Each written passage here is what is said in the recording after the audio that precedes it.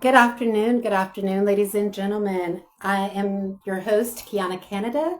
I am a self-appointed special rapporteur on the rights of Black Americans who are descendants of slaves, as well as a transnational repression researcher. I made an attempt to record this video offline, but when I tried to record it, I don't think I had enough space on my phone, and so the video halted. So let's see if I can fix this. Okay.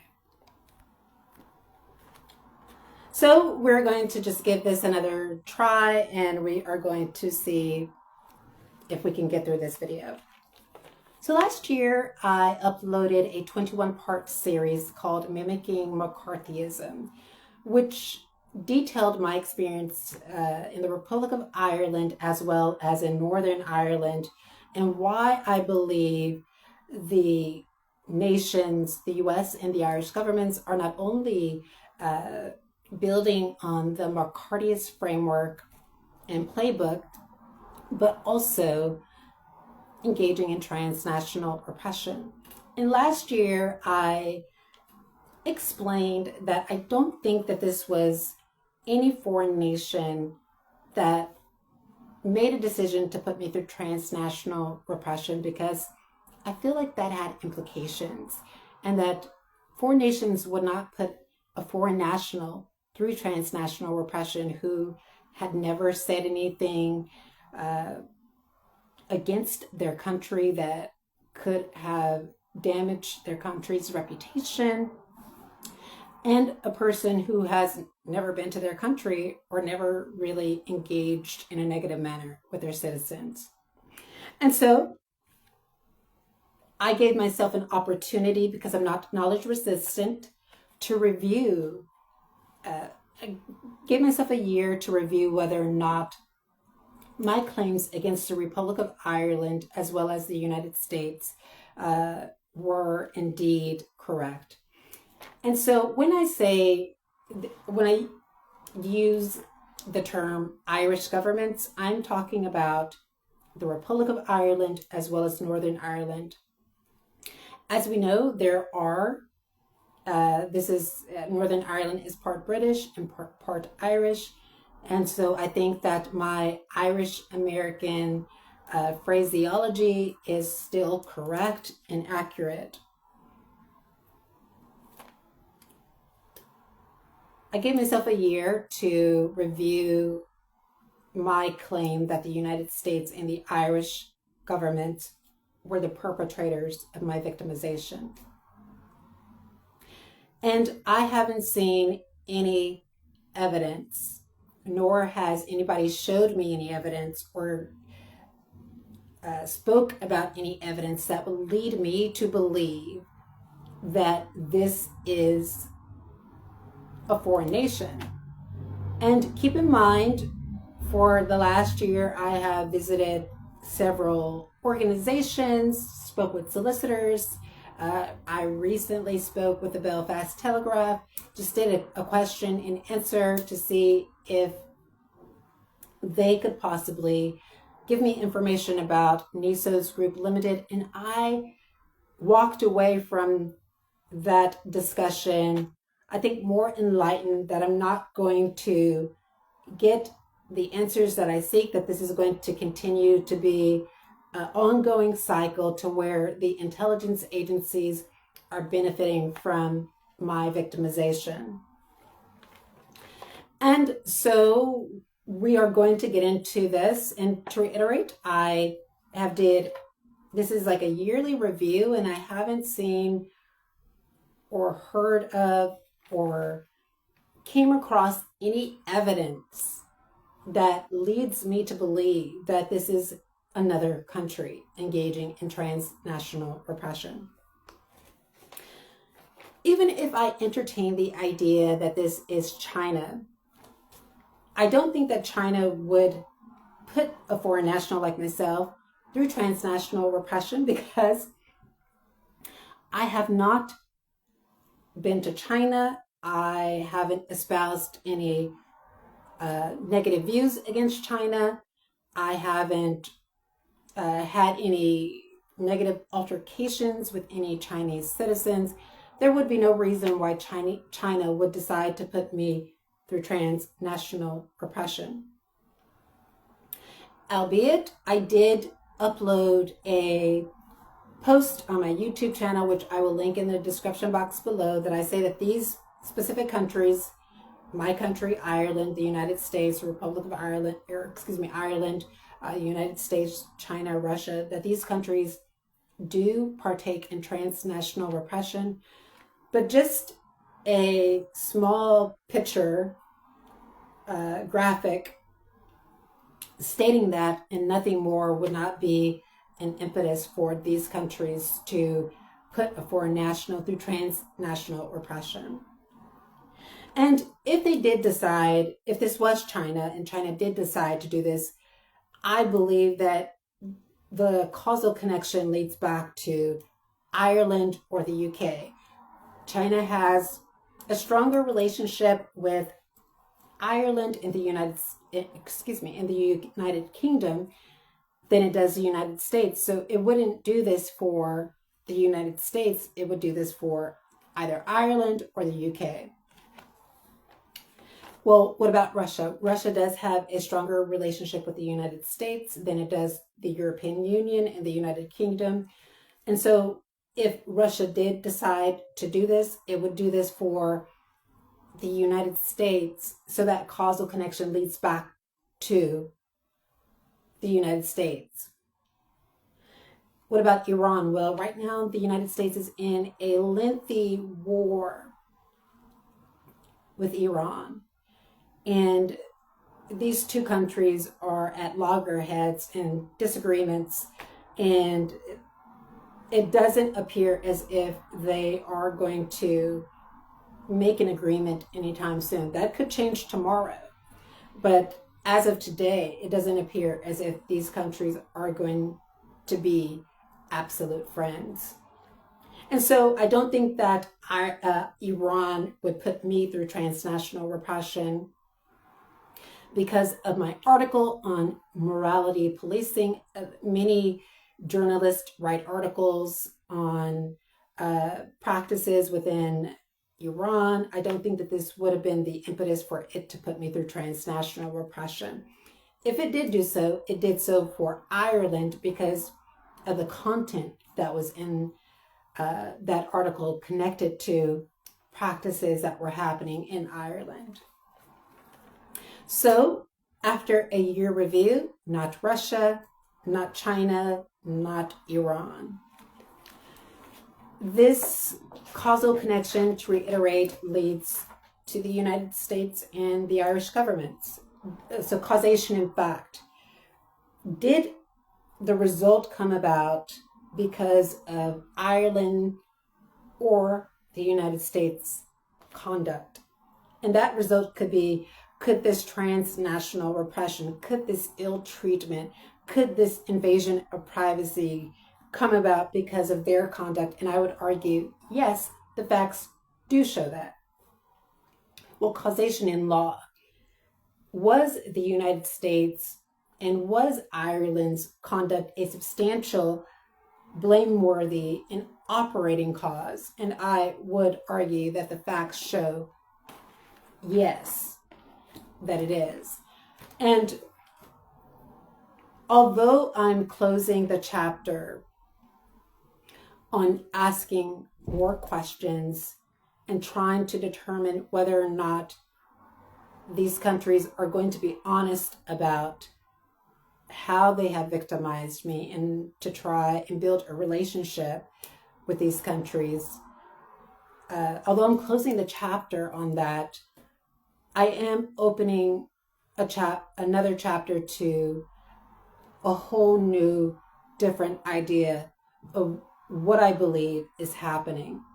And this doesn't depart from transnational repression. I will still be looking into transnational repression incidents, howsoever not looking into my own incident unless there is a continue or a continuity, or there is an increase in reprisals and intimidation, or if there's an increase in surveillance activities. And so I will just close the chapter on investigating my, we'll close the chapter in investigating my own victimization. And what I will do is I will start to look at other incidents. Now, I think it's important for us to start here, is that I believe that Ireland and the United States of America has created this trap. So I believe that Ireland and the United States and its proxies have created this trap where the proxies created this trap where Ireland was the bad guy and where the United States was, for example, supposed to be this good guy. So, for example, good cop, bad cop is how you could look at it, right? And so Ireland was administering these really unsettling and volatile, or just unsettling acts against me. And I guess making me believe that Ireland was unsafe. When I look at how other immigrants, and I look at how other asylum seekers are being treated by the government. Now, there's a different story with locals. That's a different story. But when I look at how immigrants and asylum seekers are being treated by the government, there is an inconsistency and a contradiction.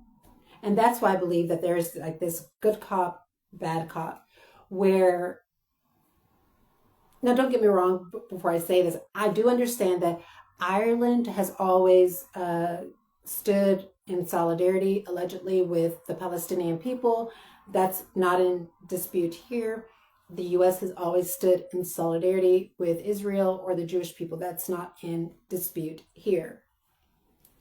But what I believe is that both of these nations used these two groups to try and create a folk devil out of me.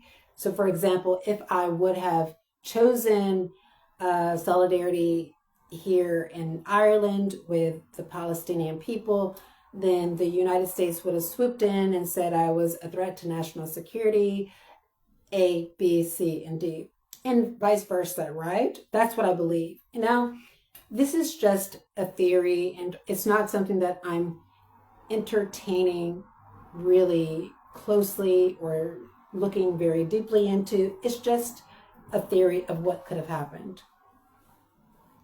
But I also want to say that I want to build on Brandy Zarosny's this solar system, this universal perspective. Now, keep in mind that this was done on MS Now, and I don't agree with a lot of the things that Brandy Zarosny states in her, I guess, her documentary. I don't agree with a lot of the things that she says, because I think that as independent researchers or independent journalists or journalists in general, you should have free reign to investigate and try and understand a phenomenon when it happens, or to try and understand a crime when it happens. That also extends to Candace Owens. I disagree with 99% of what Candace Owens talks about. Howsoever, I don't hold it against her for wanting to know what happened to her close friend and trying to investigate that and to try and understand how her friend died and going through that grieving process. That's something we all as human beings go through. Now, to reiterate, there's a lot that I disagree with Candace Owens about, 99.9%. And what I do agree with her on is just being able to grieve when your friend or someone close to you dies and you want to know what happened to them, your search for truth. That's what I do agree with her on. And so, building on Brandy Zarosny's cottage or the solar system framework, the U.S. consulate only has a few employees. And I think we could agree that the U.S. Embassy in the Republic of Ireland has more employees. There's not a consulate or embassy here in Northern Ireland because, of course, Northern Ireland is part Irish, so there's no need to have diplomatic relations when this country is the people, the Irish people live in this country. But irrespective of that, I believe both have stable networks of volunteers, especially Ireland. And this is a cottage industry. So what do I mean by that?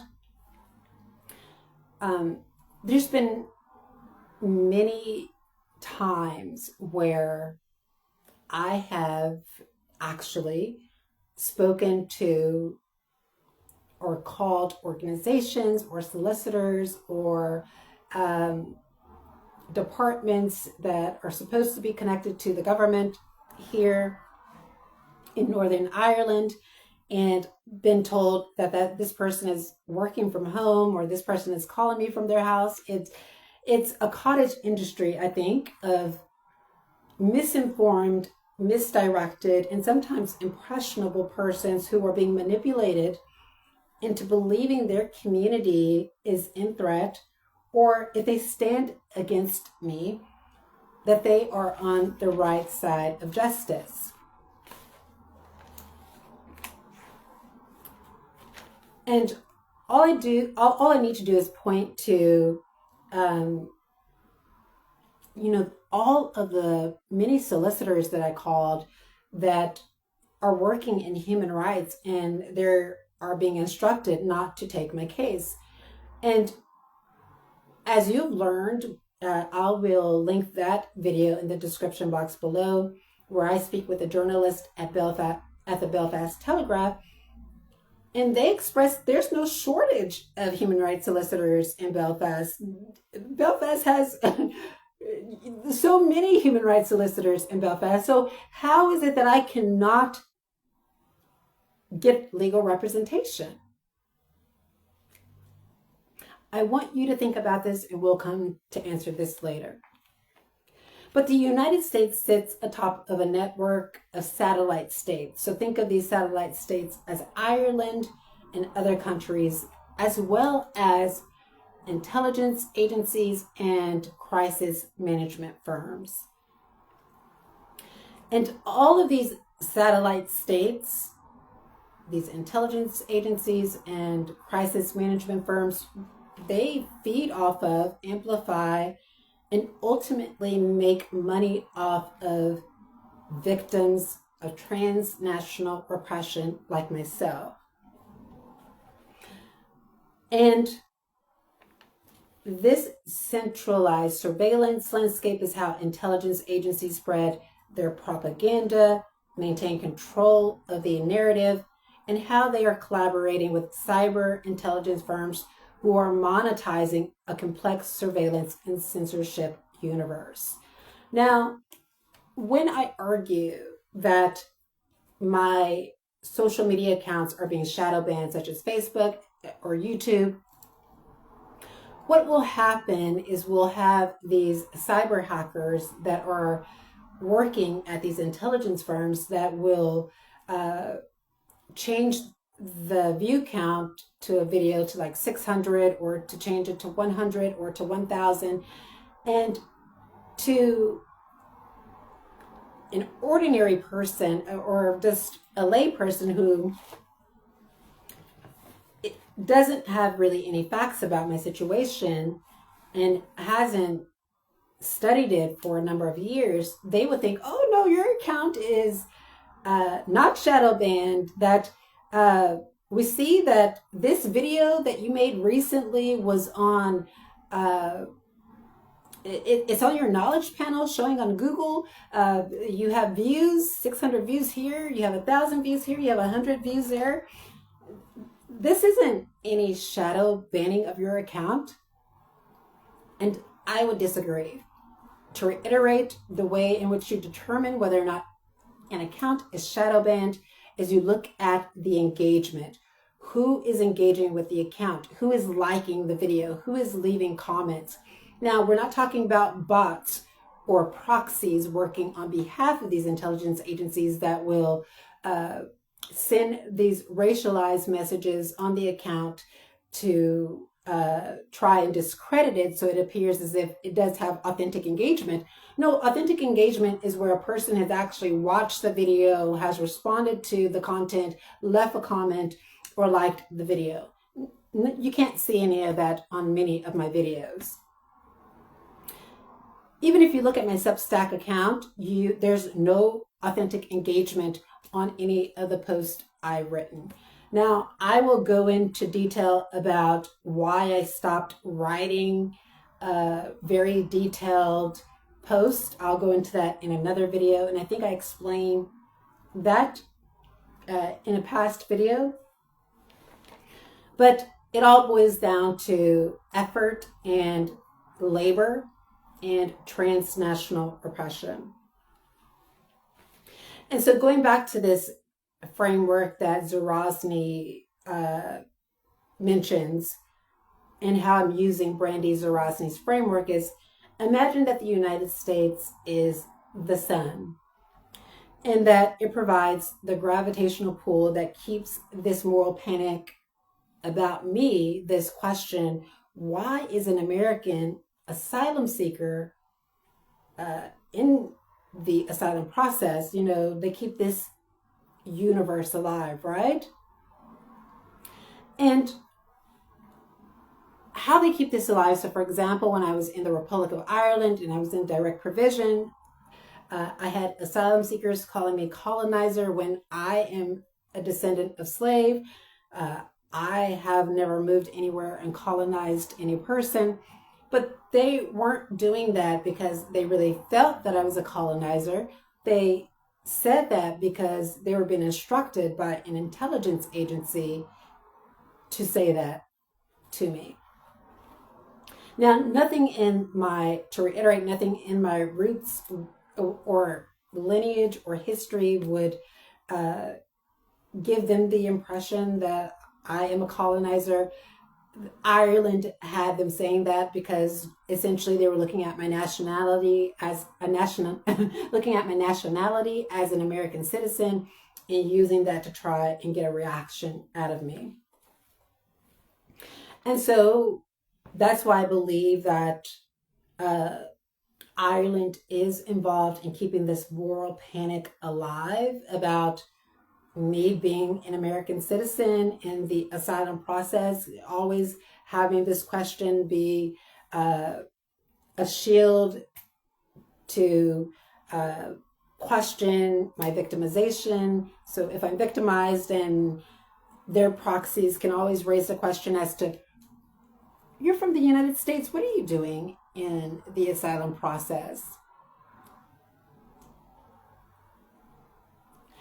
And we don't need to go through it here, but I think a number of people would understand how a Black American could find themselves in the asylum process from the United States of America. We don't need to go into that in this video. Maybe we'll revisit that in another video. But I want you to think about the results, right? The results is me being denied access to legal services, social support, and advocacy that all other asylum seekers receive. So if these organizations think, why are you in the asylum process? You are an American citizen, then they can treat me differently. So there's differential treatment, right? Because they can say, well, you're not really an asylum seeker because you're an American citizen. And that really diminishes the movement of all asylum seekers and all refugees are welcome here when you question the very essence of an asylum seeker's existence without understanding their victimization and their persecution, or the persecution that they've experienced. And in a video, I do talk about the 1951 Convention and all the grounds, and I may try and find that video and link it in the description box below. I don't want to go on a tangential point, and so I'm not going to discuss that. We may talk about that in another video. But another thing that I have recognized, and this is so important, and this is why I am taking the route that I'm taking. What I have noticed is if I do all this labor of complaining about my victimization, researching my victimization, going to, now keep in mind, I've been in Northern Ireland 3 years. This is 3 years of trying to understand this practice, going to organizations. I've probably been to every human rights organization here in Belfast. Literally. Been to or spoken to nearly all the law firms who represent human rights cases, consumer law cases, information right cases. And gone to the Law Society on multiple occasions, the Law Center, just the Northern Ireland Human Rights Commission, all these places. And every time I have complained about my victimization, not being able to access justice, what I have found is that Northern Ireland, just like they did in the Republic of Ireland, they will create access to justice for everybody except for me. Or they will create, so for example, with the police service of Northern Ireland, who has been like a huge thorn in my side because of their complicity as well as their non-intervention in investigating my victimization. But when I have talked about specific situations of being victimized, especially when it deals with racialized abuse, what I've seen the Police Service of Northern Ireland do is upload this racial action plan. And I'm not saying that they uploaded it because of me. That's not the argument that I'm making. But they have uploaded it subsequent to my complaining about racialized practices within the Police Service of Northern Ireland. And so they created this racial equality plan that I don't get to benefit from. Or the Law Society creates a plan that I don't get to benefit from. Or Northern Ireland Human Rights Commission puts out these statements that I don't get to benefit from. Or Ethnicity puts out these statements or creates this plan that I don't get to benefit from. or all of these organizations in Northern Ireland have in some way, and the evidence will demonstrate this, because all we need to do is look at the time that I spoke to these organizations, that's recorded, that's time stamped, and then look at the time that they created a racial action plan, or that they created A, B, or C. And to reiterate, I know that the racial action equality plan with the Police Service of Northern Ireland has been in the making for a number of years. So I'm not specifically talking about that. But there is something that I am talking about. So for example, last week I visited, or earlier this week, I visited PA Duffy. After my request, so I called them a number of times asking if they take human rights cases. And then I visited their law firm and was instructed or told by a receptionist or a person working in the firm that they don't take human rights cases. They don't have the capacity to take human rights cases. And after I uploaded my video, that sit-down discussion with the Belfast Telegraph to my YouTube channel, PA Duffy uploaded a video that they posted to their Facebook account stating that it is creating an access to justice fund, setting aside 10% of its corporate fees to support indigent persons who are unable to pursue their rights. Now, I will visit PA Duffy next week to see if I can be a part of this scheme, this access to justice scheme. I will visit them next week.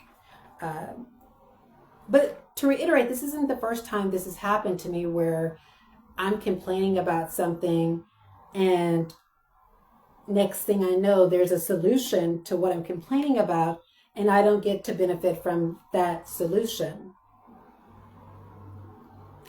And this leads me to believe that there is an intelligence agency or a crisis management firm that is capitalizing and enriching themselves off of my victimization.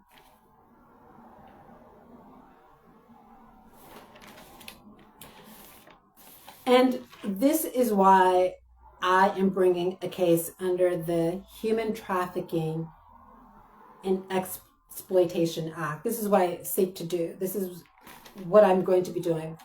And so, how, you may ask, this might be your question, how does the conduct of these intelligence agencies, whether that's the Home Office, NISOS Group Limited, some crisis management firm, how does this fall under the Human Trafficking and Exploitation Act?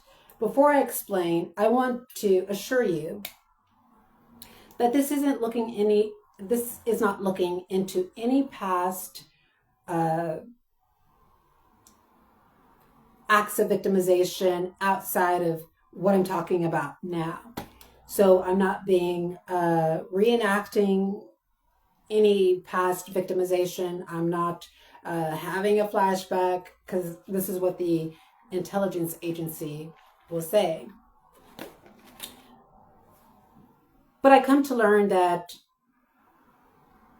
their conduct constitutes slavery, servitude, or forced compulsory labor, because the intelligence agencies or the crisis management firms knew or ought to have known that this conduct subjected me to coerced labor. And you might say, well, Kiana, what is coerced labor? Well, when they're surveilling and they're hacking and they're putting out these smear campaigns and interfering with my legal representation and obstructing my access to justice, what I have done is I have gone to all of these organizations and these solicitors trying to get legal representation or to try and get them to advocate on my behalf. I've even gone to multiple politicians, the Social Democratic Party, so the Social Democratic Labor Party, the Alliance Party. I've gone to all these parties to ask for them to advocate on my behalf. And this is a lot of time and a lot of energy, only to have those efforts not bear fruit for me, but for those efforts to bear fruit for someone else. And I believe that this amounts to force, coercion, fraud, deception designed to induce me to provide this exact service, this service of complaining, this service of pointing out what I believe to be transnational repression and pointing out what I believe to be how the states are victimizing me. And so how do we define service? So the Oxford Dictionary defines service as the action of helping or doing work for someone. So essentially, I believe that there is an intelligence agency or some crisis management firm that I believe is putting me through transnational repression. There's a large body of evidence to support this. I mean, let's go back to one piece of evidence. 80 to 90 solicitors here in Belfast have stated that they're not taking human rights cases, consumer law cases, information right cases. But I spoke to a Belfast Telegraph journalist who said there's no shortage of human rights solicitors here in Belfast. After I spoke to P.A. Duffy, I called their law firm on a number of occasions, and then I visited them last week. They said that they're not taking any human rights cases. But then after I posted that video, then they uploaded a video saying that they are creating a scheme, an access to justice scheme, which I will try and make use of, for indigent persons who are having a difficult time protecting their rights. There is reason to believe that there is an intelligence firm or some cybersecurity agency that is contacting these law firms, Northern Ireland Human Rights Commission, and instructing them how to act and how to deal and manage, and how to essentially to how to manage me. And because I haven't given them permission to manage me, this is exploitation. Now let's continue. So my continuing investigations, collecting evidence, and identifying discriminatory patterns are services from which these intelligence agencies are that I personally believe are deriving a financial and operational benefit. So more simply look at it like this. If I stop asking questions, if I stop seeking legal representation, if I stop complaining, if I stop uploading videos, they stop getting paid. Because if I stop uploading videos, then they have no account to censor. They have no account to shadow ban. They have no account to hack into. If I stop sending emails, then they have no account to intercept those communications from. But if I continue to do this, then this gives them a financial benefit. So they stop getting paid. So if I stop all these actions, then they stop getting paid. So they continue to engage in this coercion, this oppression, so that I can continue to complain about it and continue to seek out representation and access to seek legal representation in advocacy from solicitors and organizations so that they can continue to get paid by engaging in this situation, by managing me to deny me access to justice or to deny me support structures. I want to say that again. If I stopped even caring and stopped looking into this, if I stopped my social media, if I stopped all of this, the intelligence agencies and the cybersecurity firms, these proxies working for them, they wouldn't be making an income. And that's why this falls under the Human Trafficking and Exploitation Act, because they're managing me as if I am a slave, putting out this labor and getting paid off of it. So as you can see, like, I am placed under continuing pressure and compelled to expend this labor, responding to and looking into my ill treatment when there is no results to that. And there's everybody benefiting from me looking into my own victimization. Everybody taking a bite out of the apple. And you may say, well, Kiana, that doesn't make any sense. Why would that happen to you? All you need to do is read the transnational repression literature. It's full of examples where groups have acted as confidential informants and have gotten paid to do just that.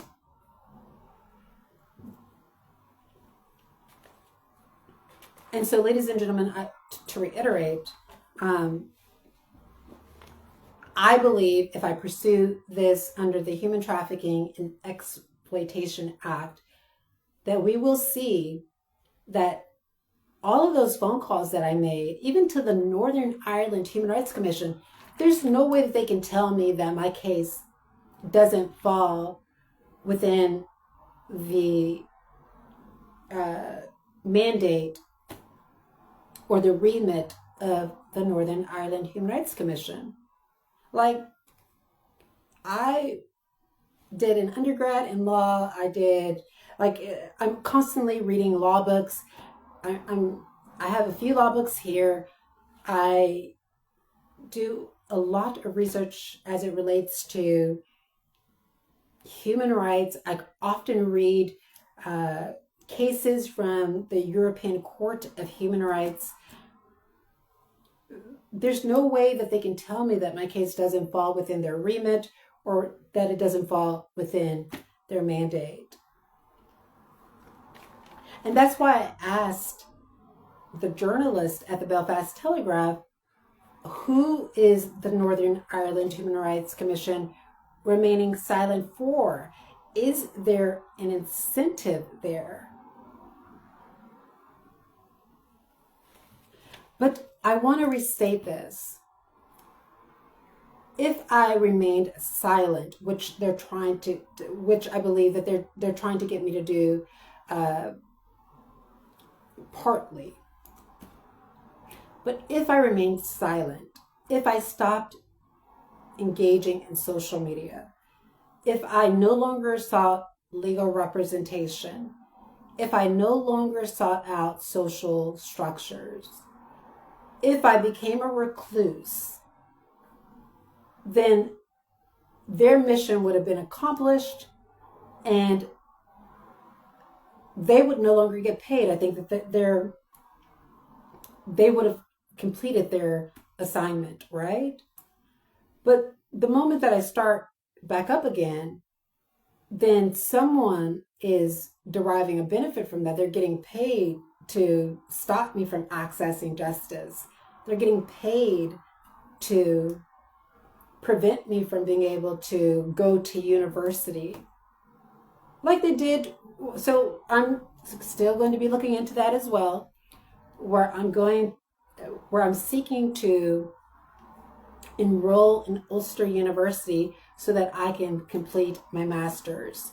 As you know, I received my diploma in international human rights law. You already know my story. They didn't let me write my dissertation, so I'm seeking to complete that dissertation. And I'm going to try and enroll in Ulster University. Ulster University would have no reason to not accept me into the university.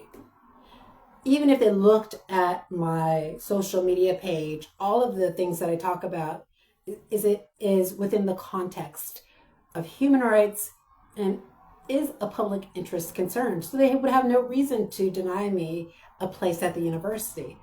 If that does happen, I know that there is an intelligence agency or a cybersecurity agency, home office, or some iteration of such that is instructing them not to. And if this is Nisos Group Limited, we already know that this is a private firm here in Belfast, Northern Ireland, and that they get paid engaging in this kind of activity by engaging in crisis management to some degree, cybersecurity, etc. And I don't want to be managed anymore. I don't want any person to, I don't want any intelligence firm to manage my activity because I don't consent to it.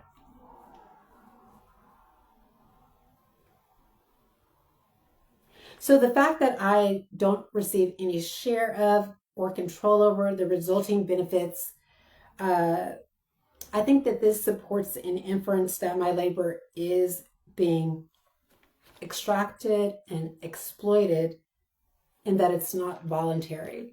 So,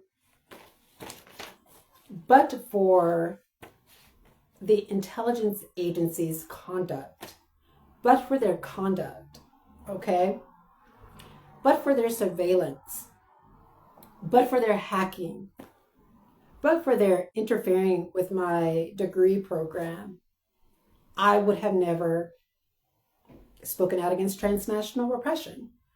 I would have never really known about transnational repression. I would have not needed to go to a solicitor. I would have not had to engage in this laborious these actions of trying to get legal representation and investigating A or B or C. And it is true that I have called myself a transnational repression researcher. It's something that I wanted to become after I was victimized by it, and I'm still being victimized by it. But I think that we could all agree that if we go to Queen's University and we examine the researchers in that university and all the topics that they are researching, some of those topics deals with state crimes as well as significant human rights violations. And they're not putting those persons through transnational repression or re-victimizing them with their own research. So this leads me to believe that this is very personal, and this is not only personal, but illegal. And so this scheme falls within Section 11A or B of the Act because the conduct confines me to a relationship of what I believe to be compelled services or requires forced labor,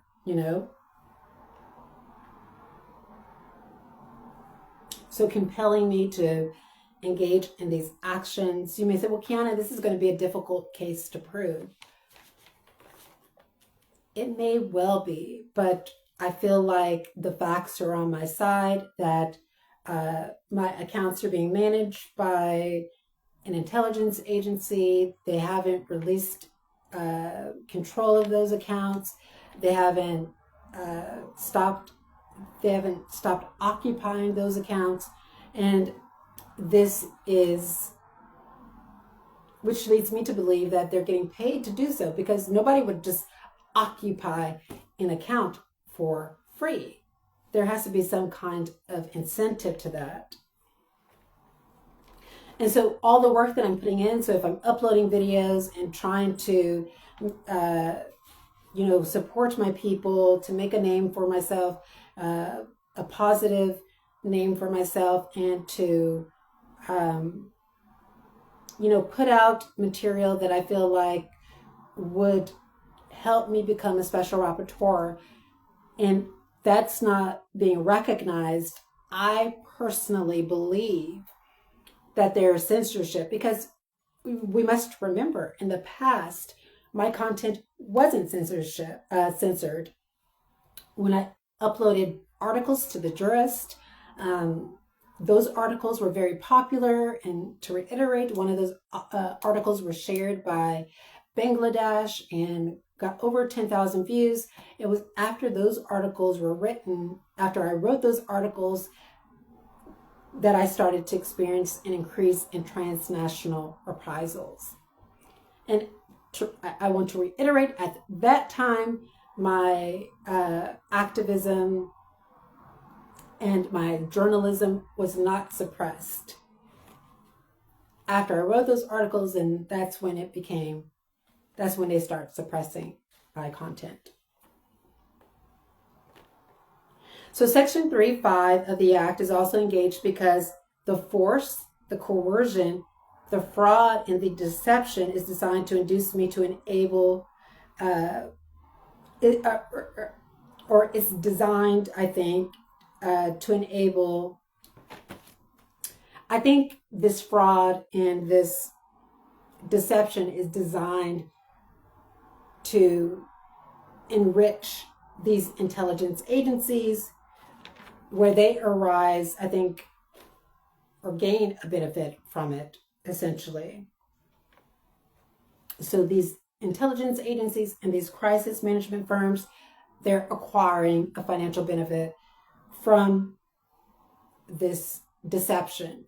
And I'm so sorry, like my voice hurts so bad because I've tried to record this like a number of times, and so like my voice is very sore. But think about it. These intelligence agencies, these crisis management firms, what they have done is they have deceived these solicitors. They have deceived these politicians. So they've deceived the politicians within the Alliance Party, as well as the Social Democratic Labor Party. They deceived a number of these refugee firms that are supposed to advocate on the behalf of asylum seekers and refugees. And I believe what they're doing is they're using the Palestinian cause and the Palestinian religion, or religion in general, to undermine my claims and to create a wedge between myself, these organizations, these politicians, and these groups, because they do know that these groups are close to Palestine. They do know that these politicians and these groups are very religious to some degree, right? Whether they believe in Catholicism or practice Catholicism or practice or Protestants. I haven't asked any of them what their belief system is, or whether they're have a close connection to Muslims. They're using that as a ground to try and isolate me from these politicians, these organizations, and these solicitors who do care and have a genuine, perhaps, concern about these groups. And that's why I believe that this case falls under the Human Trafficking and Exploitation Act, because they're getting paid to do this, and they're getting paid off of my labor while I'm just sitting here doing nothing. So for example, they've taken my Section 95 support wrongfully. And this is an amount that I get each week, so 49 pounds that I get each week. And they've taken that. And their hope is that I'll do something that will confirm, so, you know, this bias that they have against me, so that it'll confirm the bias that I am bad or criminal, etc. So that can confirm their bias. And then they can say, so we told you that she was this, and so this is why we took it away from her. Or this is why we told you to take it away from her. Do you see? We were right. And it's these intelligence agencies that are getting paid off of my victimization. And I'm not putting up with it anymore. And so I'm seeking to bring a case under this act. And there you have it, ladies and gentlemen. I do apologize. This was not very coherent, although I took notes. My voice does hurt so bad because I've recorded this so many times. And so I'm going to stop talking. And so that just hopefully, like, you know, it does make sense to you why I'm bringing this under the act. Perhaps, you know, when my voice feels better, my throat feels better, I will upload another video.